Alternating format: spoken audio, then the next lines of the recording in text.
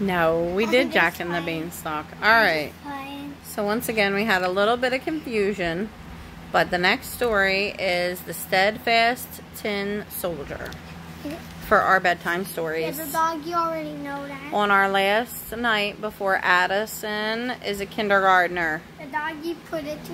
What do you think about being a kindergartner tomorrow? Yeah, I'm going to be so good at school. You're going to be so good? Yeah. I'm so excited. Mom, Dad just went past. Alright, we're going to see. So, you didn't look for the page 176. See at the bottom, it says the page numbers. You have to look for the page that says 176. See, that's 163, 170. Hold on, you're skipping too far. 176. The Steadfast Tin Soldier. Oh, is that the second one? Alright, let's see what we got to read tonight. There once was a little boy who was given a whole army of toy soldiers for his birthday. Addison wants to show her puppy dog. And this is the little baby and owner. Bear, baby bear. Alright. Now we can't read if we're blocking. And look, even we can talk. Look when you put it in. Very cute. There once was a little boy who was given a whole army of toy soldiers for his birthday. He was bursting with excitement as he lined them up in their matching red and blue uniforms. Each one had a musket over his shoulder. The last soldier to be made only had one leg, as the toy maker had run out of tin. But this one-legged soldier stood just as proud as all the others. The one-legged soldier admired a pretty ballerina standing in the boy's castle. She was cut out of paper and wore a delicate dress and sparkling sash. But what struck him most was that she was standing on just one leg. She's just like me, he thought, not realizing that she actually had two legs. When the boy marched his soldiers back into their box, the one-legged soldier hid, hoping to talk to the ballerina.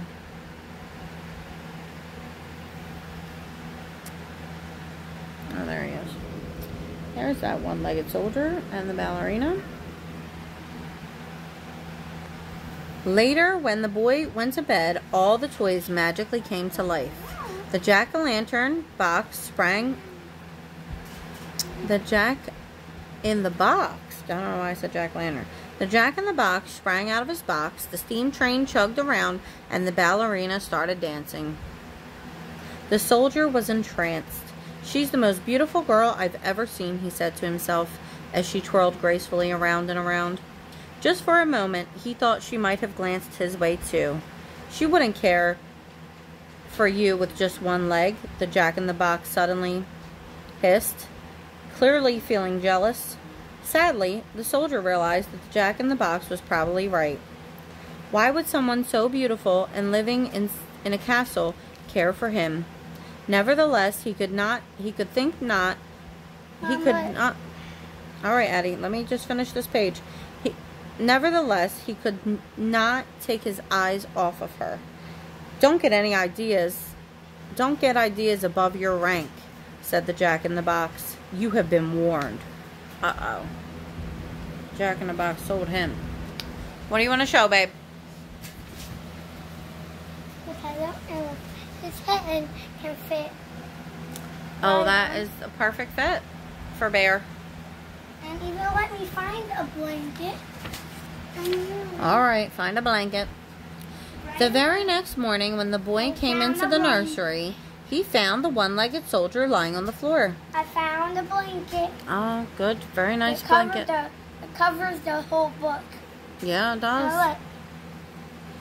Very, very nice. Now look, even you could fold it. You could fold it so when sit on him, then look, it fits perfect on. Good job. Alright, where were we, girl? And Mom, even you could tie him. He picked him up and laid him on the window ledge. A moment later, a gust of wind caught the soldier. He wobbled and wobbled, and then he fell out of the window. Down, down, down he tumbled until he lay on the pavement, holding onto his musket. The boy rushed out to look for him, but the soldier was too proud to call for help. As rain started to pour down, the boy went back inside. It's true. A soldier should know his place, he thought. The beautiful ballerina would never be interested in me. Look, it's like it came out of somebody's stomach. Oh yeah, like a brand new baby? Yeah. Okay. When the rain finally stopped, 2 boys came out to play. Look, it's a soldier, one cried. Let's make him a boat, cried the other. Carefully, folding some newspaper, they tucked the soldier inside and sent him sailing down the gutter. As the little paper boat rocked from side to side, the soldier held his musket tightly. Suddenly, the boat began to spin, and the brave soldier found himself in the darkness of a sewer. He could just make out a pair of glinting eyes ahead. Now look that way. Look that way. Very nice. How dare you come into our sewer, snapped an unfriendly rat. Soon the brave soldier was being chased by a pack of rats. But just in time, a glimmer of light appeared ahead.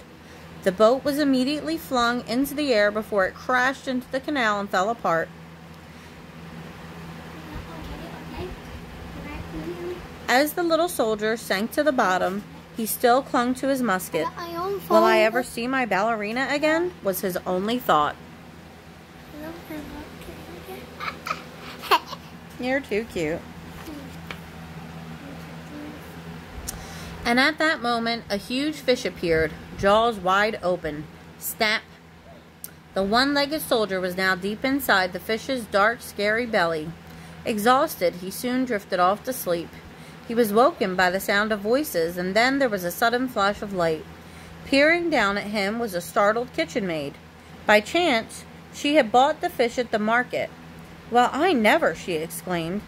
And wiping him clean, she took him upstairs to the nursery. Everyone made a fuss over the returning traveler. Welcome back, boomed the general. Tell us about your adventures. But before he had the chance, the boy burst through the door and picked up his one-legged soldier and then hurled him into a blazing... What? Into a blazing... Picked up his one-legged soldier and then hurled him into a blazing fire. Everyone thought the boy was being spiteful. No one realized that the jealous Jack-in-the-Box had noticed the ballerina gently touch her heart as the soldier returned. He was the one responsible for making the soldier suddenly fly out of the boy's hand. He was not content to stop there. Then he made the nursery door fly open, causing a gust of wind that blew the ballerina into the fire as well.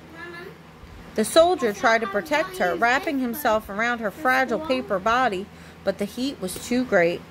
By the time the maid came in to sweep up, the tin soldier and the ballerina were all gone. All that was left behind was a little tin heart glowing in the ashes. The end. Can I see? Let me see what's the next story. The next story is Cinderella. I'm going to know about that. Ooh, we know about Cinderella? Yeah. All right. I'm going to see Cinderella tomorrow. So we got to get our sleep, right? The teacher gave you your magic confetti. Is it under your pillow? Yeah, let me show them. Oh, there it is. There's your magic confetti from your teacher to help you sleep. Even I put one under yours. You put one under mine? Yeah, I put You're the sweetest little girl I know. I put only one. Thank you. And I got light. I love you. And I eat Timmy. Good night. Look at the baby. Good night, baby. Good. Good night, Addie girl.